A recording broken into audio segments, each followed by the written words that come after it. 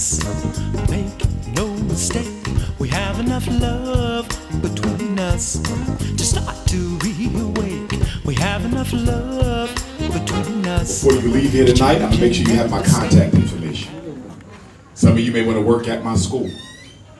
Some of you just may want to have a conversation with me. Some of you might want to invite me back to do some more work within the country. It is my hope to build one of my schools here in Gambia. I see a lot of college age level Africans in the room tonight, which is good, and I see babies as well, also good. I want to tell you a little story about how we got to be where we are as African people. Once upon a time, a very, very long time ago, God, Amen-Ra, Chukwu, Nyame, Olodumare, Jehovah, Allah, whatever name you want to use, the supreme ruler of the universe, created a group of people called Sun People. The Sun People lived under the sun. And the sun was very kind to them. The sun provided them with water. It provided them with crops. It provided them with animals. It provided them with fruits. It provided them with mineral wealth, oil, gas. Whatever they wanted, they could get. The sun was considered the greatest symbol of God. We never worshiped the sun. We worshiped the God that created the sun. But just as the supreme ruler of the universe is the center of all that exists, the sun is the center of all that lives. And so the Sun People lived in a perpetual heaven on earth. There were no prisons because nobody broke the law. There were no old folks' homes because nobody threw their elders away. But then one day, for some reason we still don't understand, that same supreme ruler of the universe, Almighty God, created a group of people called Ice People. These Ice People lived under the ice. An ice age colder than anything you could possibly fathom today. No winter you've ever had compares to the ice age that the Ice People lived under. Unlike the Sun People, the Ice People didn't have clean water. They didn't have fresh fruits and veggies. They didn't have animals of every kind. They didn't have access to fish whenever they needed it. Because it was so cold, nothing lived. They had to eat the worms and the maggots of the earth. And when they died, they would simply eat each other. Closest thing to a hot cup of tea was the blood of their deceased. Because they lived in a culture that did not provide them with the things that they needed, they learned how to become deceiving. They learned how to become conniving. They learned how to become deceitful, manipulative, and underhanded. And one of the aftershocks of this ice trauma was that Ice People developed this insatiable need to control and own everything. And the reason they needed to have everything is because they were always fearful that they would lose it all. So there can never be enough water, there can never be enough food, there can never be enough gas, there can never be enough diamonds, there can never be enough death. Because for people traumatized by the ice, they are always paranoid about a return to an existence of nothingness. So one day these Ice People traveled on out the land of the ice, and they came on down to the land of the sun. And they could not believe what they had encountered. For thousands of years they were starving, cold, growing hair all over their bodies to deal with the coldness of the ice. And here they are now in the land of the sun, where we were eating, making all kinds of barbecue. We had the gold, the diamonds, silver, all the fish you can want. If a child got hungry, they didn't go to the store. They just climb up on a tree, get a coconut, get some mango. And when the Ice People saw how much Mother Nature had blessed the sun people but turned her back on the ice people, they grew envious and they grew jealous. And they decided that henceforth, not only will we destroy these people that were blessed by Mother Nature, we're going to destroy Mother Nature herself. And because we were a colorblind people, and we still are today, 99% of you in here are colorblind. You were taught that God needs you to be. And because we were colorblind, we accepted the ice man and the ice woman into the land of the sun on equal terms. Worst thing we could have ever done. When the sun woman saw the ice woman, she said, come on over here. First thing we're going to do, we're going to get a razor and shave all this hair off your nasty back. And then she said, once a month, the moon calls on us to cleanse our reproductive system. But there's things we wear during that time. We don't just walk around dripping. And she taught the ice woman how to prepare food for her children. She said, you don't eat it raw. You got to cook, fry it, fricassee, and put some jerk sauce on them wings. That's what I'm talking about. So we introduced flavor into Europe. We introduced the common bath into Europe. Yep. Does anyone know why Christopher Columbus went looking for spices? Christopher Columbus went looking for spices not because white folk need spices. You know their food ain't got no taste. He went looking for spices because in that time in Europe, guess what? There was no such thing as the bath. You didn't use water to clean, you used water to drink. So how did they quench the stench of the people? They would rub themselves in spices. They would have large baths of spices, and the king and queen would sit in the spices and try to suffocate the funk. In fact, the Black Plague of Europe was nothing but a funk crisis. The Black Plague was born of a lack of cleanliness. So the Iceman, ever since then, has had a hate thing against Mother Nature. He's been trying to control the natural order of things for the past 500 years. You have a summer, spring, winter, fall. Iceman say, no, we're going to change the seasons. God gave us regular, natural crops to grow food. Iceman say, I'm going to make my own crop, genetically modified organisms. He cannot leave Mother Nature to herself. He got to dominate her like he's dominating you. So now, Africans are importing food from other countries that is grown genetically modified. The research on genetically modified organisms with rats shows that they develop cancer within 6 weeks after eating GMO crop you've been eating for years. This is the Iceman. What's wrong with the crops we've been using for millions of years? Why do you need a GMO, a chemical resistant crop that depletes the resources of the soil after it grows? I was in the Whole Food markets in Philadelphia, Pennsylvania a couple days before I flew here. I love cherries, so I wanted to go get some cherries. I'm a cherry man. Cherry soda, cherry ice cream.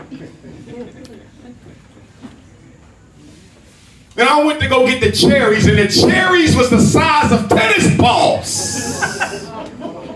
I said, how the hell a cherry gonna be the size of a tennis ball inside of Whole Foods? And then I proceeded down the aisle, and they had a sale on organic seedless watermelons.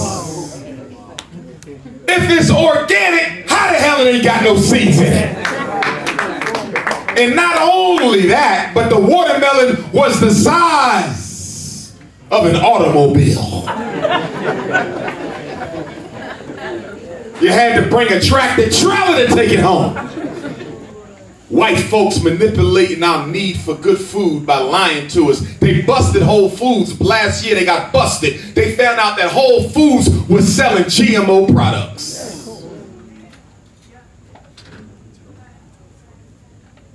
There was a hurricane that hit, earthquake that hit Haiti a couple years ago. Iceman did that too. In fact, the president of Venezuela, Hugo Chavez, said that the Haitian earthquake was actually meant for Venezuela. The white man got a machine called HAARP that can replicate natural disasters. It's no coincidence you've seen all these tornadoes and hurricanes. He studied nature and he wants to dominate her.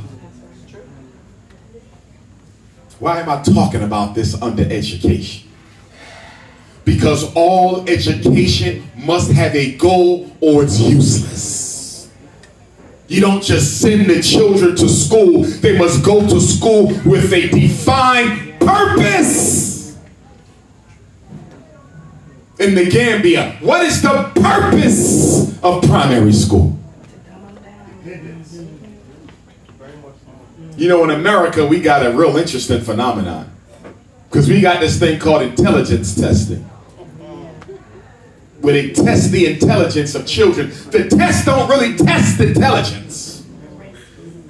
See, the white man is a master of doing what? Controlling reality by creating the definitions and making you accept them. Let me say it again. The white man is a master of controlling reality by creating definitions and making you accept them. I'll give you one. Colonialism is over in Africa. Like hell it is. They just getting started. He tells black people in America, you are free. What exactly are we free to do? Twerk? Watch reality shows, marry white girls? What exactly are we free to do?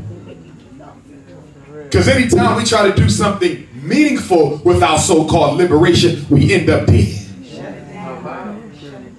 Let's look at Michael Jackson for a minute. The #1 selling musician in world history. Only human being to sell 1 billion albums made more money for the white man than any other artist, and most of them combined. Michael Jackson had the audacity to purchase the Beatles catalog at an auction. The most popular white group in American and European history, a black man owned the rights to it. Sony Records said, we need that back. Mike said, I'm not giving you nothing. So they sabotaged his last album, Invincible. The music industry works by putting you into debt. So they put Mike into debt by sabotaging the last album, forcing him to give up the Beatles catalog. Mike said no. He decided to do some concerts, raise the money to pay off the debt. But he made a mistake and came back home to practice in the Los Angeles Staples Center, and they killed him. Murdered by the music industry. They did the same thing to Prince. Warner Brothers comes to Prince and say, let us remaster that Purple Rain anniversary album. And we're going to give you all your masters back. Prince said, you're going to give me all my masters back? I've been fighting y'all my whole life for my music. They said, give us Purple Rain, you get your masters. They never intended to get it back. They just wanted to get him to the table. See, part of the complete education of African children is understanding the nature of the European. Yeah, man. At the Frederick Douglass Marcus Garvey Academy, we are going to teach the nature of the European, because you have been brainwashed by church and mosque away from understanding your impact. You've been told that anybody who prays the way you pray is automatically family. That's the worst lesson you can give a black child. I was raised Muslim, but guess what? No Arab can be more my brother than another black man who has lived and walked and struggled in the same footsteps that I have.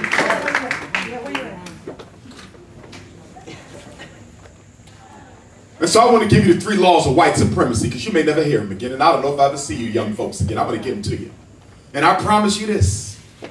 When you old and gray, you will reflect back and say, I remember that time Dr. Umar came to Gambia on his first visit and gave me the 3 laws of racism, and I wish I should have listened to him. Because it'll save your life. It'll save your life. What's the first rule of white supremacy? All white people are racist. That's right. I know for some of y'all this is too much. Some of y'all shaking and coughing and choking. Gone through a big one. Because I'm talking about your white Jesus. You say, that can't be right, Dr. Umar. How are you going to sit here and say all white people are racist? You don't know all white people. Correct. But I know their 500-year-old history over me. And let me clarify when I say that they are racist. See, this is Introduction to Black Reality 101 tonight. Introduction to Black Reality. Why do we need introduction to Black reality? Because slavery and colonialism has created an artificial consciousness within African people which prevents us from being able to perceive and react to our reality appropriately.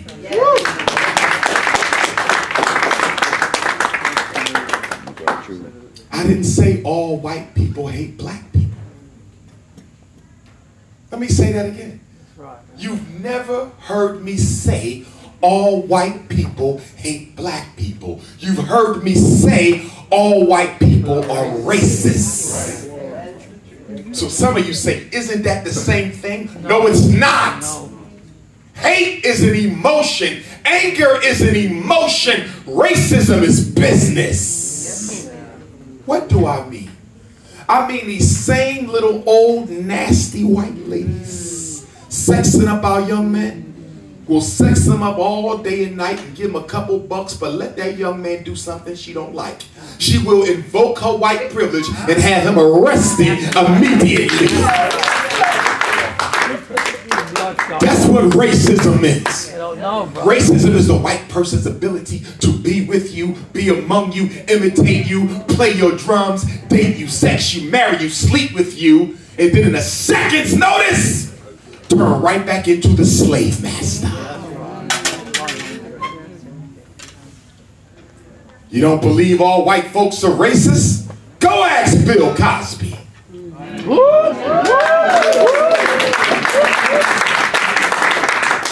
See what they doing to my North Philadelphia elder? Jacked him up, G. Talk about 40 white women. Jacked him up, blood. Ugly looking things. You know what I'm saying? Damn, I'm trying to know what you black men see in these white girls. And y'all be loving them too. The white tourists come to Gambia. What you like? What you like? Oh, nasty looking lizards. Crocodile skin. Skunk breath. I love them white girls. Y'all give them a piggyback ride from the airport to the hotel. She 500 pounds, you 5 pounds, but you carry her. Love with the white. They can't cook for nothing, no food. Good God Almighty. No. Ain't got no shape, oh no. Black woman is curvaceous. When I found out Serena Williams married that damn slither neck, I was pissed. I said, how you want to give a devil all that God's grace? I've been in love with Serena for years. She hurt me when she married that damn devil. I'm looking for him. Give me my woman back, devil.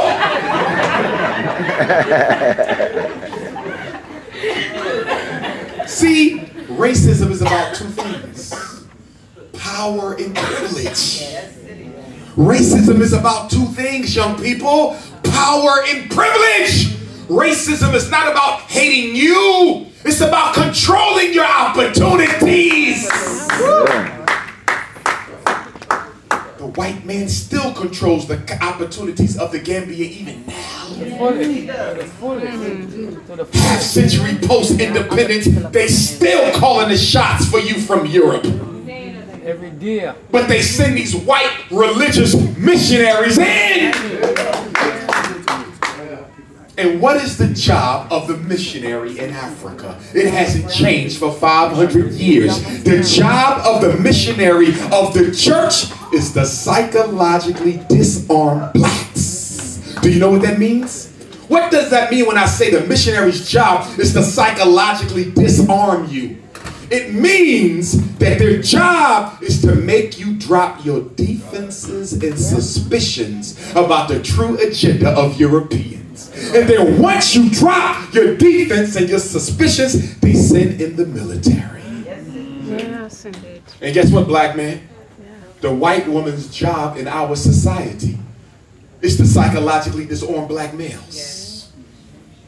Every black man married to a white girl is useless to the struggle. Because he has to constantly see to it that she's comfortable. Yeah, to the fullest. I get hate mails from brothers with white girls all day long. Got one today. They can't stand me.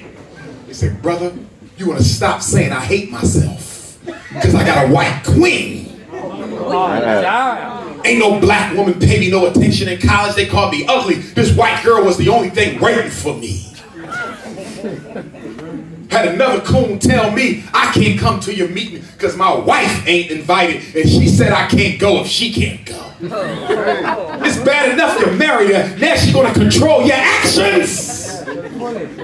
You can't even come and be with your own people because of this slither man. No jerk sauce having ass cave dweller.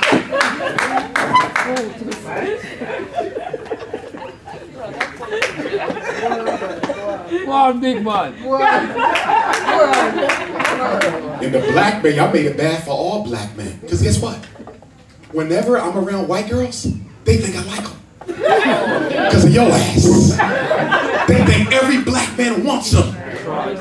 I'm walking down the hallway the other day, got my suit on, had to do a psychological evaluation. The white girls kept looking in back to see if I'm looking at them. I said, you have nothing in back of you. Face forward, you flat ass little man. There's nothing in back of you, flat Tammy. Patsy, Betsy, Elizabeth. Yeah. I'm talking about, Jay. See, at the Frederick Douglass Marcus Garvey Academy, we're going to make alpha males. Yes, we need alpha males. We got too many beta males. We need those kind of black men who would just stand up and do what was right because it was right. That Patrice Lumumba type. We need that Kwame Nkrumah type.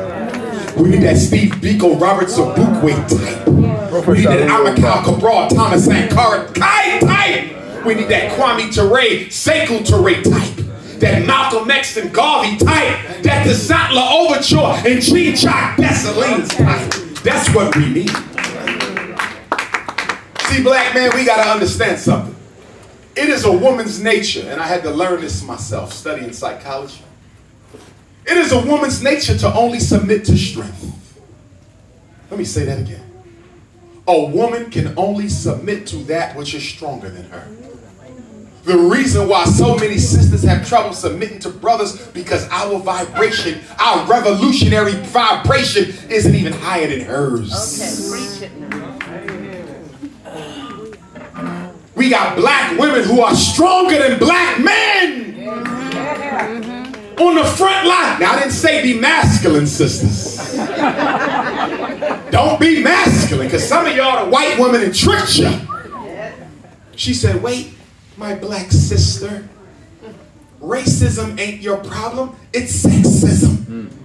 That's what the white women do to y'all at the University of Gambia, and the University of Ghana. They send the missionaries in, confuse the black woman. Before you was fighting side by side with the black man against a common enemy, white supremacy, but now the white woman said it ain't racism, it's sexism. It's systematic female oppression by black males. Well, we got a problem. Because guess what?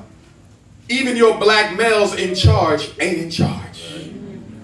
So if you're going to say that the black man is guilty of systematic oppression against women, you're going to have to show me what industries and institutions do we control that we can use to to systematically oppress you. We control nothing.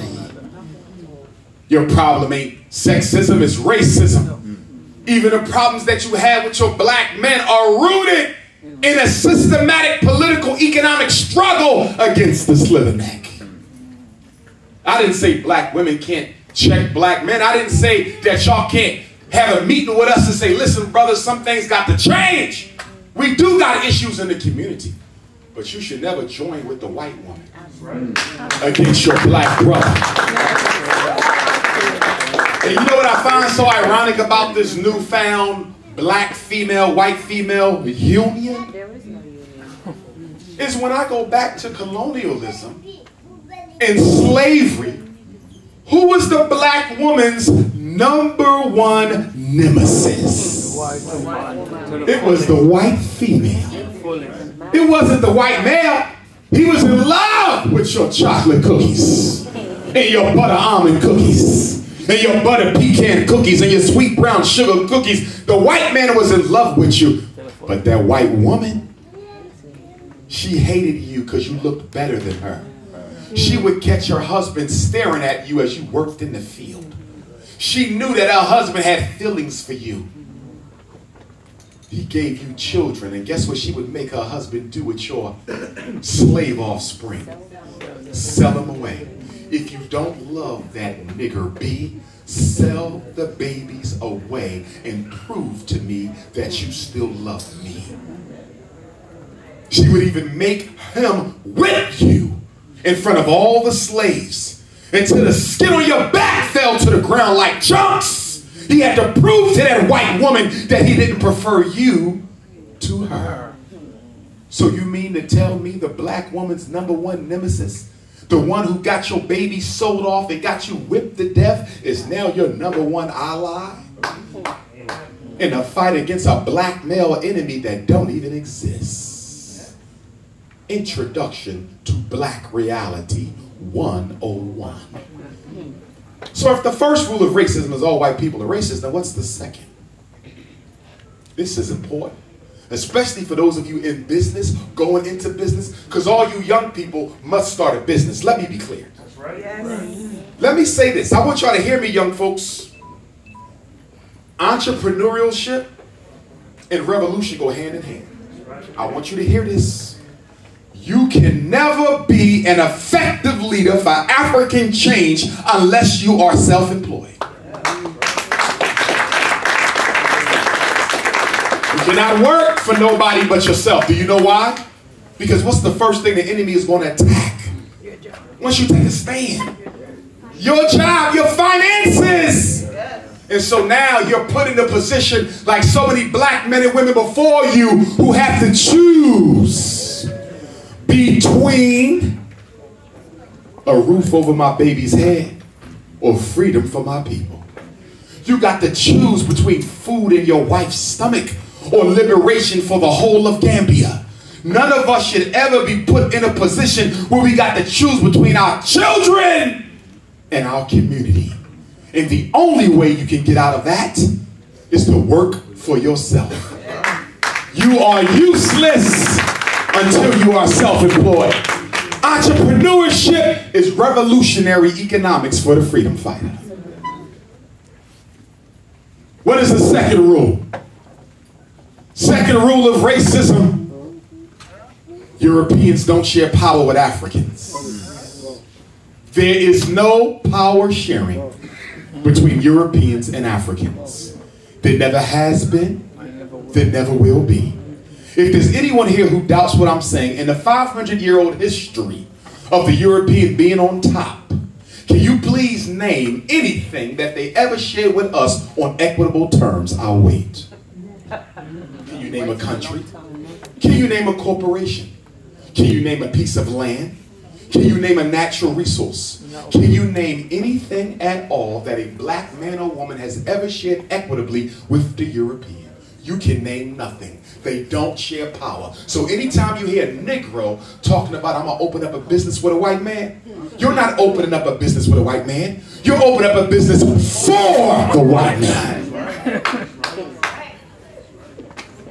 Rule number 3. See, I know you never got this in Gambian schools. Because your curriculum is still the colonizer's curriculum. Yeah. I remember I was speaking in Turks and Caicos Islands in the Caribbean. One of the first places Christopher Columbus landed. They brought me in as part of a black male conference that they were having at Turks and Caicos. And I went into a black church with a big white Jesus. And the black boys were asked to sing a song in my honor. And they started singing, God Bless Our Queen. I almost cried. I had no idea that even in the former colonies, we are still asking God to bless a woman who cursed us.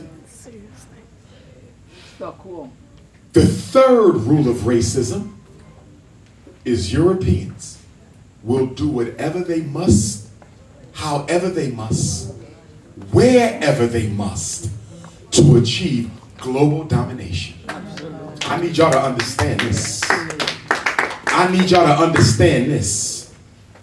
And to that point, let me give you 5 contemporary strategies of your 500-year-old oppressor being used in Africa right now to destroy and depopulate. Strategy number 1, mass abortion. Black girls, listen to me, young ladies. First of all, we want you to be married before you have relations. But I understand we live in a hypersexualized society created by the Neanderthals. And because we live in a hypersexualized society created by the Neanderthals, many of your curiosities have been piqued so much that you feel that you got to go and see what's so good about physical intimacy with someone else. And so, what the European is doing, he has perfected his abortion system, where he goes around the African countries and creates these family planning clinics. See how he defines your reality? That's a damn death chamber, but he calls it a family planning clinic. And you go in there and say, I'm pregnant and I'm not married and my family's poor and the father's poor. And then the white folks tell you, you shouldn't have this baby because Gambians are poor. And what I find ironic about that is many of you are Muslim and Christian, and in your holy books it clearly tells you, don't you ever take the life of a child for fear of being unable to feed it. I grew up poor in the ghettos of North Philadelphia. What if my mother would have listened? My life turned out all right. Yes, poverty is hell. Poverty is hell in Philly. It's hell in New York City. It's hell in Gambia. It's hell in Lagos. It's hell in Kenya. It's hell in London. It's hell all over the place. But black mothers been raising babies in poverty for 100 years. So if your mother could raise you in it, who are you to dismiss your child from the womb on the advice of a Caucasian? In fact, if the white man had it his way, the only black women who could have children are those with college degrees. That's one strategy. Another strategy is AIDS. Wrecking African culture. We've been around for 2 million years. Where the hell does AIDS come from? The white man said he found it in the Congo jungle inside of a monkey. If your ass believe that, you need a psychological examination. No damn monkey give us no AIDS. And you know what's interesting about the monkey AIDS myth? And by the way, this is it. If you don't believe it, go look up AIDS. Right now, today, they say, Center for Disease Control, World Health Organization, AIDS came from monkeys in the Congolese jungle. But listen to the interesting part. Listen to the interesting part. AIDS can only be transmitted through blood contact, bodily fluid, right? So if the African woman got the AIDS from the Congolese monkey, do you know what they're saying? That they had sex with a monkey. Oh yes. We don't do animal sex. But they do.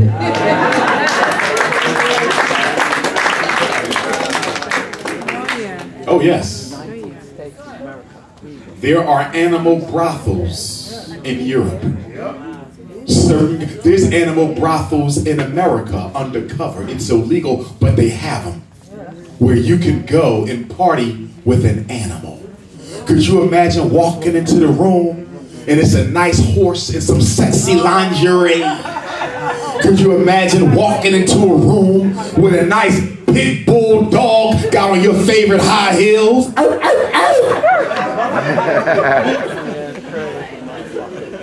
And you wonder why the Neanderthal says the dog is the man's best friend.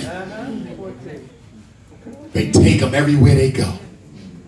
Put them in the car, sit them at the table, they eat with the family, sleep in their bed, kiss them in the mouth.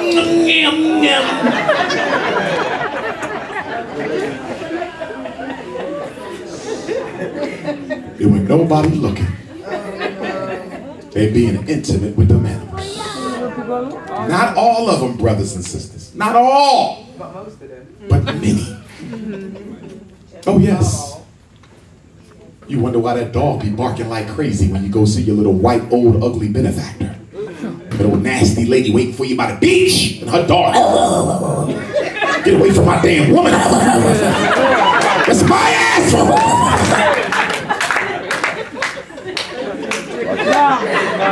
It's your own damn ass. I know she old and nasty, but smile.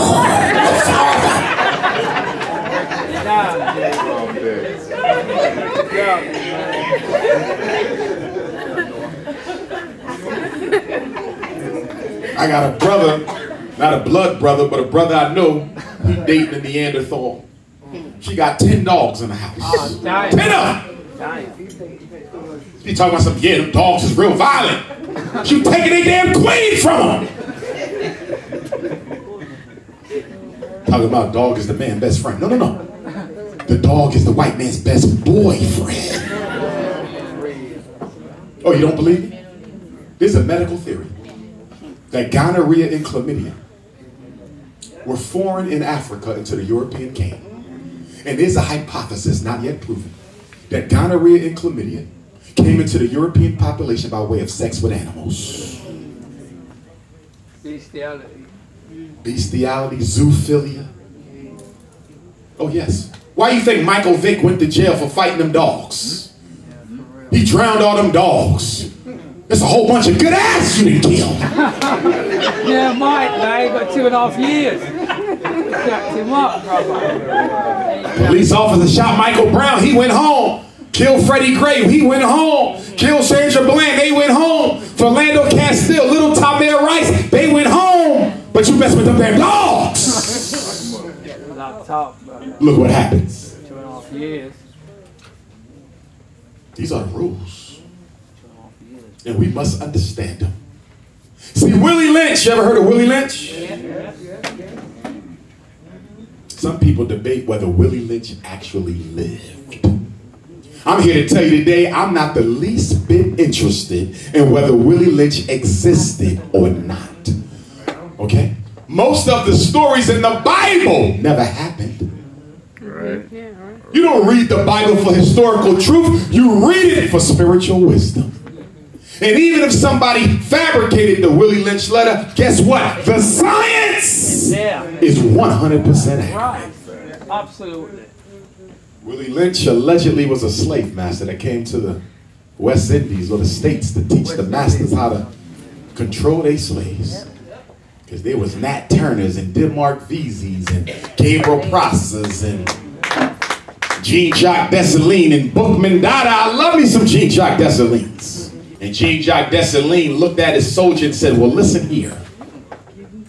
Go out there and tell them Catholics that they will be shown no mercy in the interest of Haitian revolution. And he said, if by chance you see Jesus Christ himself, you better tell him when I'm coming, he had better duck or he'll get it too. He said, if you see Jesus, tell Jesus to get out the way when I'm slinging swords for that devil's neck. Jean-Jacques Dessalines was making a point. Stop letting religion pacify you, homosexualize you, psychologically disarm you, and confuse you about who your enemy really is. See, this is liberation theology. See, I'm really a preacher, as you can see. Speaking of preachers, somebody just sent me an article on my way over here tonight. And the article said a new research study just got released. And the research study said that since 1988, American Africans have given the black church $420 billion. They said klepto dollar, not Creflo, kleptomaniac, klepto dollar. Pastor Klepto dollar, he's one of the mega church ministers in the United States. They said in 1 year alone, he received $69 million. ATF. No schools, $69 million. No homes, $69 million. No supermarket, $69 million. Nothing for black folks. Because that's the job of religion. The job of the religious order is to make Africans who ain't got nothing think you got it all. The job of church is to convince you that you'll get your reward after you die. But in the meantime, Chinese got their reward right now. Arabs, European Jews, Anglo-Saxon, everybody got a heaven on earth but the African, and they telling you you get yours when you die. Well, I got news for them and for you or any other Negro who tells me I got to breathe my last in order to experience prosperity. To that I say, I'm going to get free now or die trying. I'm not waiting on your religion. I ain't waiting on your God. I'm not waiting on your pastor. See, we got it all wrong. God don't work for us. God works through us. God is here. God exists. God is real. I pray every day. I have to dealing with you sick Negroes. Y'all crazy. You'll shoot me over that white girl. Black women will kill me if I tell them stop perming their damn hair and weaving your hair. Stop it! Go natural, sisters. Black man, make your woman give you the Christmas gift of a natural hair. Yeah. That's what you want for Christmas. Naps! Yeah. Snap, crackle, pop. Leave that nappy kitchen alone. Nothing like a handful of natural hair from a black woman. You can just run up to it and grab her by the hair. Come here. You can't do that with no damn perm, sister. Perm on. Lopsided and you ain't got it sewn in right. You got Elmer's glue holding the weave together. You got ants and grasshoppers living inside of the weave. Big old dandruff mountain. Can't be spontaneous with a sister with processed hair. Soon as she get her hair done, you can't touch her for 3 days. 3 weeks. Leave me alone, I gotta sleep like this. Don't touch me. I just got it done. We need sisters to go natural. And black women, we don't need y'all to go natural for you. We need y'all to go natural for them, the young ones.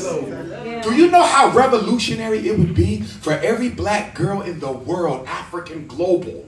We're Pan-Africanists, so we deal with the all. Could you imagine if we woke up one day and every black girl from Boston to Belgium to Gambia to Greenberg, South Carolina to London, Los Angeles, from Canada to Crenshaw, will see every black woman with their own hair? Do you know what that would do to the self-esteem? I'm telling black women right now, you got the self-esteem of a whole generation of black girls in your hand. What you gonna do?